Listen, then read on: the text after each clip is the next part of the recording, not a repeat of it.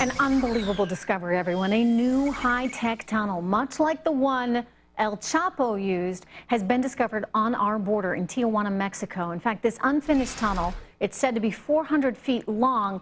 It would have led to San Diego. Illegal immigrants theoretically could have passed right through there to come to this country. It's 19 feet deep, 5.5 feet high, with a, this is amazing, sophisticated rail system, lighting and ventilation system. Mexico says it's a narco tunnel, and it's believed to belong to the Sinaloa cartel run by Mr. Guzman. Now, in the last 10 years, this is amazing, authorities have discovered 181 tunnels at the border between Tijuana and San Diego alone, if you can imagine that.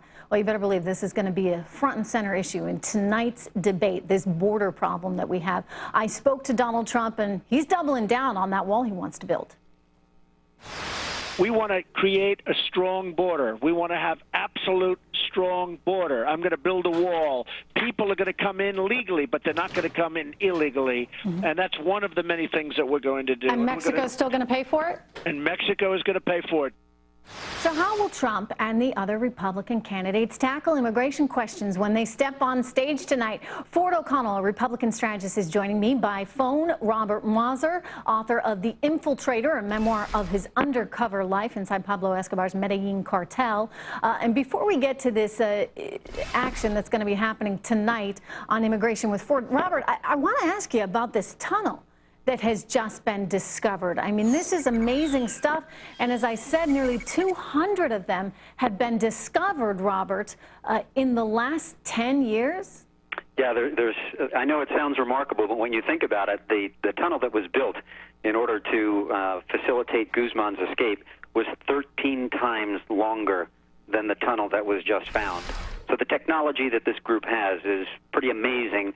They are the leading experts on building underground tunnels. They've been doing it for years, as you've mentioned, almost 200 in the last 10 years. And most of those are along the California and Arizona border. You know, I just want to point out to our viewers, they are looking at a picture there of this tunnel that would have gone from Tijuana, Mexico, right into the San Diego area, 19 feet deep, 5.5 feet high, said to have a lighting system, a ventilation system, and even, Robert, a rail system? Yeah, as there was a rail system that was established in the one that Guzman used to escape. That's pretty typical because you've got to move large quantities of drugs in a quick period of time. And you've got to move the dirt out in a quick period of time as you're building this thing. So that's pretty typical for the Sinaloa technology. Robert, I know that Donald Trump says he wants to improve border security with a wall, but my gosh, if these people are building tunnels, we got a whole other problem going on. The problem is very complex, multi-layered. I know it's a wonderful soundbite to say that building a wall you think is going to resolve the problem, but you're extraordinarily naive to the facts if that's what your argument is. A fence does nothing other than slow people down. And there's some areas where we have terrain, mountains, water, poor soil, marshes, sand dunes, where the $6 million a mile cost is increased substantially because of the terrain problem. So what is the smart thing to do in those areas? Well, you need to be thinking about more officers. You need to be thinking about manned and unmanned aircraft, fixed and mobile surveillance systems.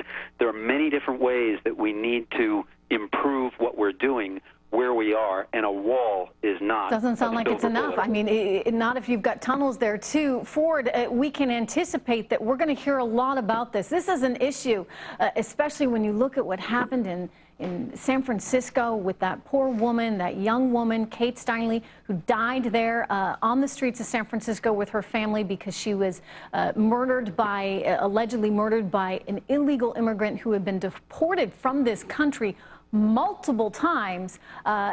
You know, we clearly have to do something. Yeah, we do. And when we also have other issues that don't even approach what we've discussed so far, including corruption, unfortunately, on our side of the border, where we have, unfortunately, the influence of these corrupting organizations, not just happening on the other side of the border, but on this side, too.